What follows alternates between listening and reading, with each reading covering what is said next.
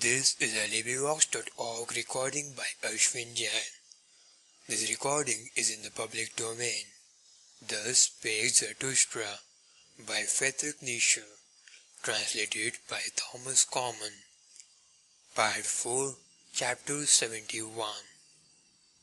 The Greeting. It was late in the afternoon, only when Zarathustra, after long useless searching and strolling about, again came home to his cave. When, however, he stood over against it, not more than 20 paces therefrom, the thing happened which he now least of all expected. He heard anew the great cry of distress, and extraordinary. This time the cry came out of his own cave. It was a long, manifold, peculiar cry, and Zarathustra plainly distinguished that it was composed of many voices. Although heard at a distance, it might sound like the cry out of a single mouth. Thereupon Zarathustra rushed forward to his cave, and behold, what a spectacle awaited him after that concert! For there did they all sit together, whom he had passed during the day, the king on the right and the king on the left, the old magician, the pope, the voluntary beggar, the shadow, the intellectually conscientious one, the sorrowful soothsayer, and the ass.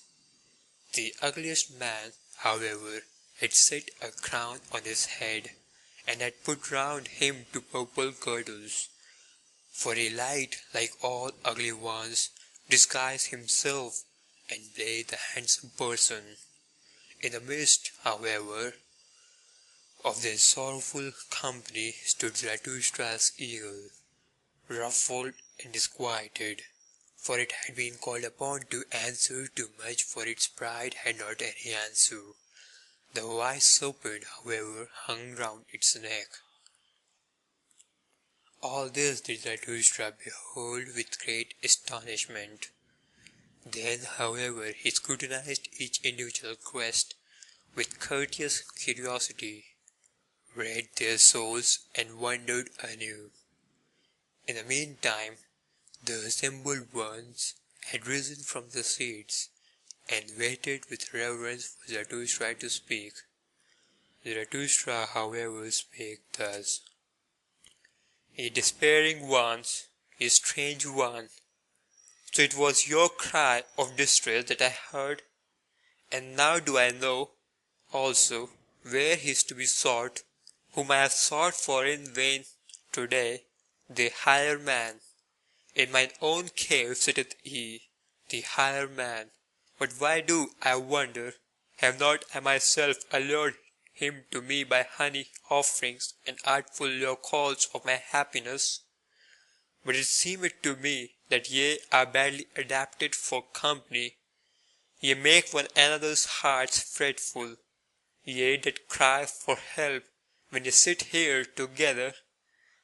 There is one that must first come, one who will make you laugh even more, a good jovial buffoon, a dancer, a wind, a wild romp, some old fool.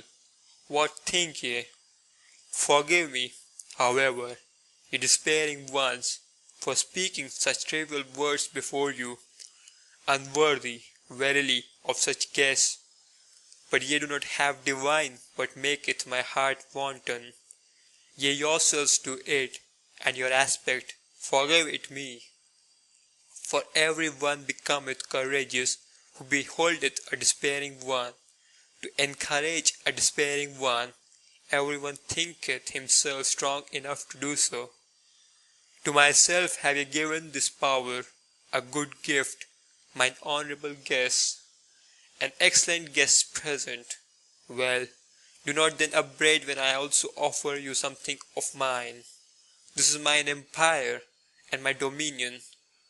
That which is mine, however, shall this evening and tonight be yours. Mine animals shall serve you. Let my cave be your resting place. At house and home with me shall no one despair. In my purlieus do I protect everyone from his wild beasts, and that is the first thing which I offer you, security. The second thing, however, is my little finger, and when ye have that, then take whole hand also, yeah, and the heart with it. Welcome here, welcome to you, my guests. Thus spake Zarathustra, and laughed with love and mischief. After this greeting, his guests bowed once more, and were reverentially silent. The king on the right, however, answered him in the name. O Zarathustra, by the way in which thou hast given us thy hand and thy greeting, we recognize thee as Zarathustra. Thou hast humbled thyself before us, almost hast thou hurt our reverence. Who, however, could have humbled himself as thou hast done, with such pride, that uplifteth us ourselves? A refreshment is it to our eyes and hearts. To behold this, merely, gladly would we ascend higher mountains than this, for as eager beholders have we come.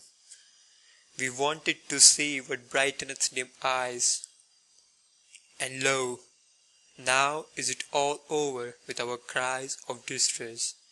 Now are our minds and hearts open and enraptured.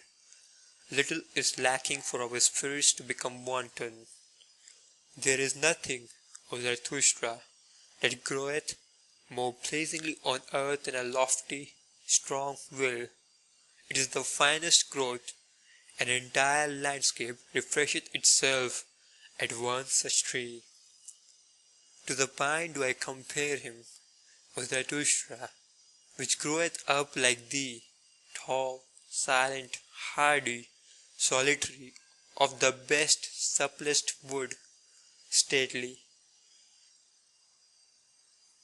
In the end, however, grasping out for its dominion with strong, green branches, asking weighty questions of the wind, the storm, and whatever is at home on high places, answering more weightily, a commander, a victor. Oh, who should not ascend high mountains to behold such growths? At thy tree, O Zarathustra, the gloomy and ill-constituted also refresh themselves. At thy look even the wavering become steady, and heal their hearts. And verily towards thy mountain and thy tree do many eyes turn today. A great longing hath arisen, and many have learned to ask, Who is Zarathustra? And those into whose ears thou hast at any time dipped thy song and thy honey, all the hidden ones, the lone dwellers and the twain dwellers, have simultaneously said to their hearts, Doth Zarathustra still alive? Is it no longer worthwhile to live?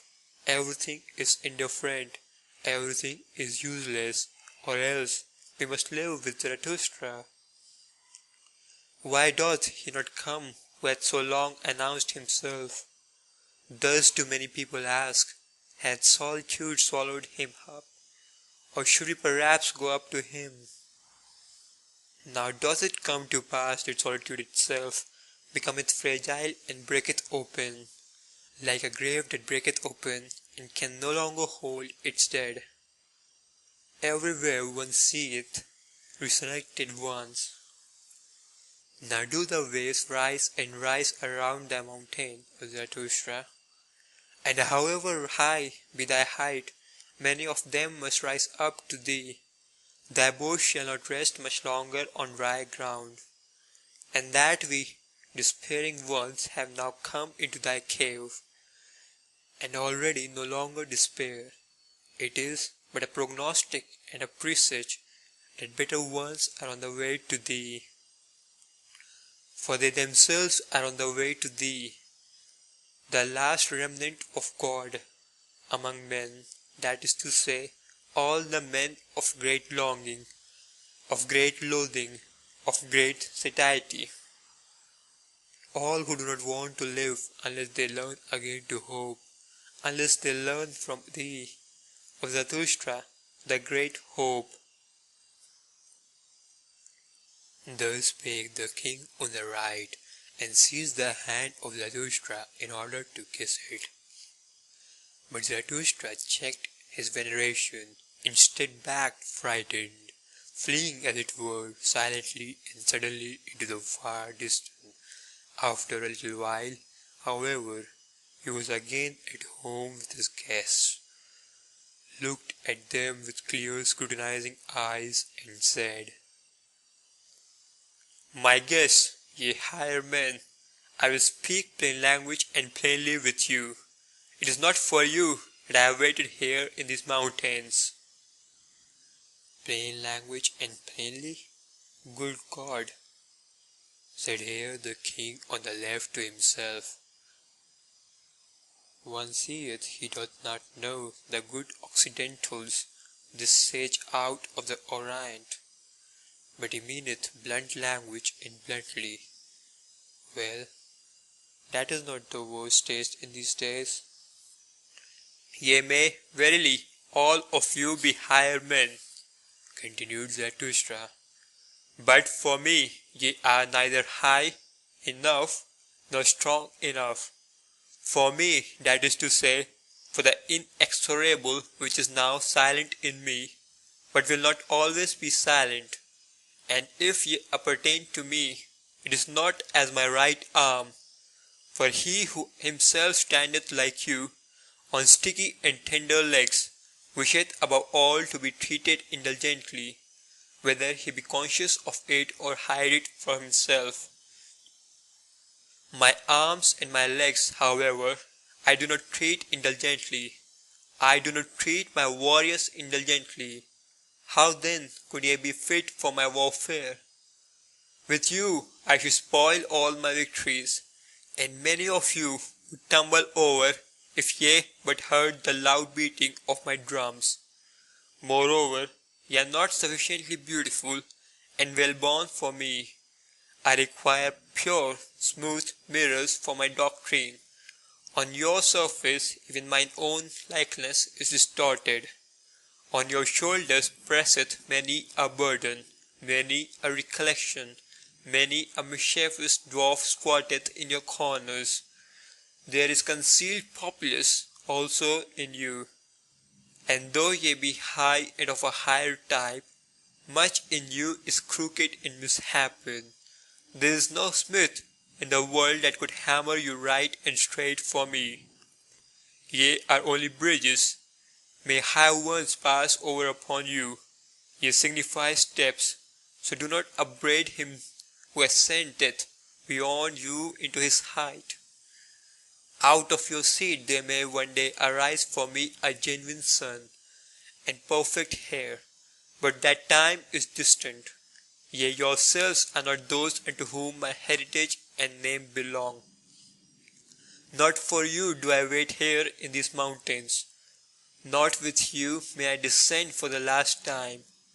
Ye have come unto me only as a presage that high ones are on the way to me. Not the men of great longing, of great loathing, of great satiety, and that which ye call the remnant of God. Nay, nay, 3 times nay, for others do I wait here in these mountains, and will not lift my foot from thence without them. For higher ones, stronger ones, triumphanter ones, merrier ones, for such as are built squarely in body and soul, laughing lions must come.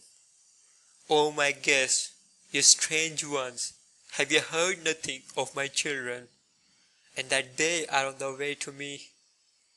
Do speak unto me of my gardens, of my happy isles, of my new beautiful race. Why do ye not speak unto me thereof? This guest present do I solicit of your love, that ye speak unto me of my children. For them am I rich, For them I became poor. What have I not surrendered? What would I not surrender that I might have one thing? These children, this living plantation, these life trees of my will and my highest hope. Thus spake Zarathustra, and stopped suddenly in his doctrine, for his longing came over him, and he closed his eyes and his mouth, because of the agitation of his heart. And all his guests were also silent, and stood there and confounded, except only that the old soothsayer made signs with his hands and his gestures. End of chapter 71. Recorded by Ashwin Jain.